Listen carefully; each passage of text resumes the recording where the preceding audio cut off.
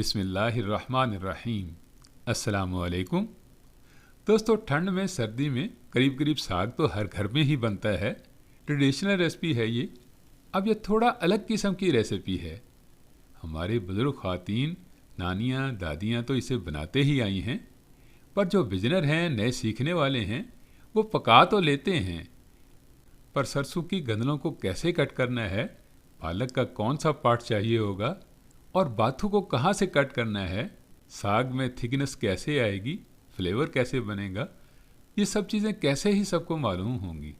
तो उसके लिए आप इस वीडियो को एंड तक देखिएगा। दोस्तों, गंदलों का साग आपने जितना भी पकाना हो, पहले तो ये देखना है कि इसे बनाना कैसे है। तो ये जो लंबी गंदल होती है, इसे आपने नीचे वाली साइड से तोड़ते जाना है। जहाँ पर से ये अपने आप से टूटने लग जाए, बस वहीं से आपने इसे कट कर देना है। और बाकी का बचा हुआ ऊपर का पार्ट आपके काम का है। और ये जो नीचे वाली गंदल है ना, ये चाहे जितनी भी बड़ी हो, मोटी हो, ये आपके काम की नहीं है। अलबत्ता इससे बेबी लीफ आप ले सकते हैं। इस तरीके से मैंने ये सारा का सारा साग अलग कर लिया है और बाकी की बची हुई गंदलों को अलग कर दिया है। और अगर मैं आपको दिखा सकूं तो ये देखिए, गंदल अंदर से खाली है, इसलिए जब आप इसे तोड़ते हैं तो ये टूटती नहीं है, बल्कि पिचक सी जाती है। इसके बाद में इसे कट करना बहुत ही आसान है। आपने जस्ट पालक की तरह से इसे कतर लेना है। और रह गई पालक की बात, तो जहाँ पर से पत्ता बनना स्टार्ट होता है ना, वहाँ से आपने इसे कट करना है। बस पालक का पत्ता ही आपके काम का है, बाकी नहीं। बाकी का हिस्सा अगर आप डालेंगे भी तो दोस्तों वो मुंह में आएगा और खाने में इसका टेस्ट बिल्कुल भी अच्छा नहीं लगेगा। और बाथू के अगर 3 हिस्से करें ना, तो ऊपर के 2 हिस्से आपके काम के हैं और नीचे वाला 1 हिस्सा आपने बिल्कुल नहीं डालना है। ये जड़ वाला पार्ट होता है, इसके साथ में मिट्टी, रेत, डस्ट होती है, तो ये वाला पार्ट आपने अलग कर देना है। और इन सब चीज़ों को आपने बहुत अच्छे से धो भी लेना है। अब साग पकाने का सिंपल तरीका तो ये है कि 1.5 से 2 गिलास के बराबर में पानी आपने गर्म कर लेना है और उबाल आने पर सबसे पहले आपने इसमें साग को डाल देना है। अभी ये काफ़ी फूला फूला सा है, तो इसे अच्छे से हिलाकर थोड़ा सा प्रेस कर देना है और कवर कर देना है। अब साग अपने आप से ही पकता रहेगा और इतने में आपने बाकी की तैयारी कर लेनी है। और बाकी की तैयारी में आपने हरी प्याज को छील लेना है। आप सूखी प्याज भी डाल सकते हैं, लेकिन अमूमन सब्ज़ प्याज साग के साथ में ही आ जाती है, तो आप सब्ज़ प्याज ही डाल लीजिएगा। इसकी अपनी एक खुशबू होती है, अरोमा होता है, जो साग में बहुत ज़्यादा अच्छा लगता है। अब कट करने के लिए नीचे वाले जड़ वाले पार्ट को अलग करके बिल्कुल पतला पतला सा आपने कट कर लेना है। प्याज कितना लेना है तो ये तो आप पर डिपेंड करता है। मैंने ये 3 प्याज ही लिए हैं। और 8-10 हरी मिर्चों को भी कट कर लीजिएगा। इनकी खुशबू और टेस्ट दोनों ही साग में बहुत मज़े के लगते हैं। और अदरक को फाइन चॉप करना है आपने, तो मिक्सी की डब्बी में डालने से पहले इसे थोड़ा छोटा छोटा ज़रूर कर लीजिएगा। इससे एक तो ये जल्दी से क्रश हो जाएगा और दूसरा टाइम भी बहुत कम लगेगा। अब ये सब कुछ करने के बाद जब साग को देखेंगे ना, तो साग आपका काफ़ी नरम नरम सा हो गया होगा। तो अब डाल देना है आपने इसमें पालक को। शुरू में तो दोस्तों पालक भी काफ़ी फूली फूली सी होगी, तो इसे भी आप कवर करके ही पकाइएगा। दोस्तों, एक ही बारी में साग, पालक, बाथू डालने से कुकर एंड तक भर जाएगा और इसे हिलाने की जगह भी नहीं मिलेगी। तो स्टेप बाय स्टेप साग, पालक को और बाथू को डालिएगा और सिर्फ 3-4 मिनट बाद ही फिर इसे ओपन करके डाल देना है आपने इसमें बाथू। बाथू ही दोस्तों वो चीज़ है जो साग को जल्दी से पकने में हेल्प करेगी। बस बाथू डालने के बाद इसे आपने थोड़ा हिला देना है और डाल देना है फ्रेशली सा कट किया हुआ सब्ज़ प्याज। अब इन दोनों चीज़ों को पकाने के लिए, नरम करने के लिए फिर से ढक दीजिएगा 3 से 4 मिनट के लिए।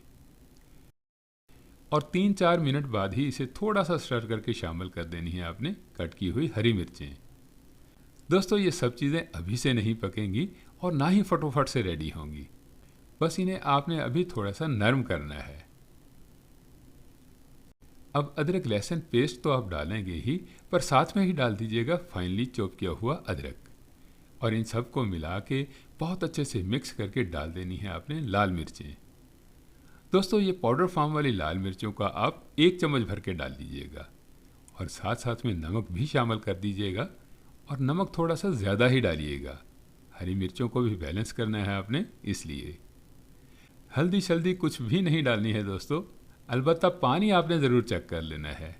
पानी काफ़ी सारा होना चाहिए साग में, क्योंकि अब आपने कुकर का ढक्कन लगाकर इसे थोड़ा स्टीम में पकाना है 8 से 10 मिनट के लिए। दोस्तों अगर आप मेरे चैनल पर नए हैं तो मुझे सपोर्ट करने के लिए मेरे चैनल को सब्सक्राइब कर लीजिएगा और घंटी के बटन को भी दबा दीजिएगा। इससे क्या है कि हर नए आने वाली वीडियो का नोटिफिकेशन सबसे पहले आपको मिलेगा। थोड़ी ही देर बाद जब आप कुकर को ओपन करके देखेंगे तो काफ़ी सारा पानी सूख गया होगा, पर अभी भी बहुत सारा पानी होगा साग में। तो अब इस वाले पानी को सुखाने के लिए आपने इसे ओपन कुक ही करना है। ओपन कुक करने से बार बार हिलाने से ये थोड़ी ही देर में लेवल में आ जाएगा और पानी बस इतना ही होगा कि ये आसानी से कवर हो जाए। और कवर करने के लिए डालना है आपने इसमें आटा, और आटा आपको बहुत ज़्यादा नहीं डालना है दोस्तों, बस ये 2-3 चम्मच ही काफ़ी रहेंगे। अलबत्ता इसे आप फैलाकर ही डालिएगा। आटा डालने की रीज़न ये है दोस्तों कि आप देख सकते हैं कि पानी अलग है और साग अलग है, ये आपस में मिक्स नहीं हुआ है। तो आटा डालने से ये बहुत जल्दी से मिक्स हो जाएगा। और मिक्स करने के लिए ये इस तरह का घोटना अगर आपको मिल जाए तो साग बहुत जल्दी से घुट जाएगा। पंजाबी में इसे मदिया कहते हैं, आपके यहाँ में इसे क्या कहते हैं कमेंट सेक्शन में ज़रूर बताइएगा। अब साथ साथ में आटे का छट्टा लगाते जाना है और साग को बहुत अच्छे से मैश करते जाना है। और जब आटा ख़त्म हो जाए तभी आपने इसमें 3 चम्मच भर के बेसन के डालते रहना है। और बेसन डालने का तरीका भी सिमिलर आटा डालने जैसा ही होगा दोस्तों, छट्टा लगाकर ही डालना है इसे भी। और साग को घोटने में लग जाएंगे आपके 15 से 20 मिनट। साग पकाने में दोस्तों 2 ही चीज़ों पर ज़्यादा मेहनत होती है, एक साग के बनाने में, कट करने में, और दूसरा साग को घोटने में। और परफेक्टली साग घुटने की निशानी ये है कि मदिये को अगर आप सीधा खड़ा करेंगे ना तो ये गिरेगा नहीं, और अगर साग में पानी होगा या अभी घोटने में कमी होगी तो ये सीधा खड़ा नहीं होगा, साइड से नीचे गिर जाएगा। तो बस साग आपका बहुत अच्छे से तैयार हो गया है, टेक्सचर भी इसका बहुत अच्छा आ गया है, बिल्कुल बराबर एक जैसा है।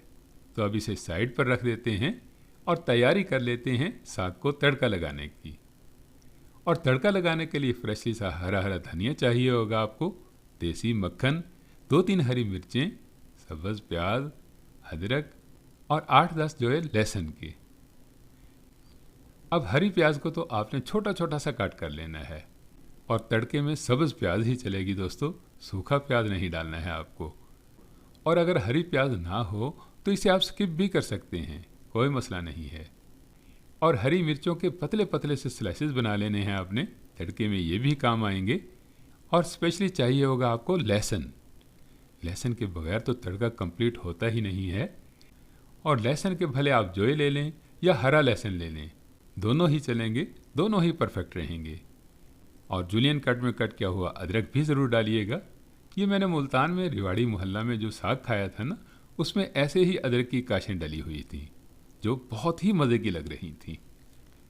बस अब आपने घी को गर्म करना है, और घी की जगह अगर आप ऑयल डालना चाहते हैं तो ऑयल भी ले सकते हैं, लेकिन तड़के में दोस्तों ज़्यादातर घी ही डलता है। हाँ, घी अगर आपको देसी मिल जाए तो वेल एंड गुड, नहीं तो नॉर्मल घी भी बहुत ज़बरदस्त रहेगा। और घी गर्म करके डालना है आपने इसमें छोटा छोटा सा कट किया हुआ लहसुन। लहसुन को दोस्तों आपने गोल्डन करना है। गोल्डन करने के लिए लहसुन के कच्चेपन की जो तेज़ खुशबू होती है ना, वो रिमूव हो जाएगी। इसके बाद में आएंगी कट की हुई हरी मिर्चें। तो हरी मिर्चें दोस्तों सारी की सारी ही मत डालिएगा, बल्कि थोड़ा सा इन्हें बचा भी लीजिएगा, ये गार्निशिंग के काम में आएंगी। और फिर डालनी है आपको अदरक की काशें, और इनमें से भी आप थोड़ी सी बचा ही लीजिएगा। और लास्ट में डालना है आपने हरी प्याज को। दोस्तों इसको बहुत ज़्यादा नहीं पकाना है, बल्कि इसके साथ में ही डाल देना है आपने साग। और जितने साग को आपने तड़का लगाना है ना, उतना ही साग इसमें डालिएगा। और बाकी के साग को आप 2 दिन, 4 दिन या 1 हफ्ते तक भी फ्रिज में रख सकते हैं। दोस्तों अब आप देख ही रहे होंगे कि साग पर आपको शाइनिंग भी दिख रही होगी और लुक भी बहुत अच्छी लग रही होगी। लेकिन अभी भी एक कमी है और वो कमी है हरे हरे धनिए की। और हरा धनिया आप जितना चाहे उतना ही डाल लीजिएगा, खुशबू और टेक्सचर दोनों ही लाजवाब बनेंगे। दोस्तों साग की ट्रेडिशनल रेसिपी, साग की मुश्किल तरीन रेसिपी को सबसे आसान तरीके से बनाने का मैंने आपके साथ में जो तरीका शेयर किया है, ये तरीका आपको कैसा लगा फीडबैक ज़रूर दीजिएगा। वीडियो पसंद आई हो तो वीडियो को लाइक कीजिएगा, इसे अपने दोस्त अहबाब में शेयर कीजिएगा। मज़ीद मज़े की रेसिपीज़ के लिए मेरे चैनल को सब्सक्राइब कीजिएगा। मिलते हैं नेक्स्ट वीडियो में, तब तक के लिए अल्लाह हाफिज़।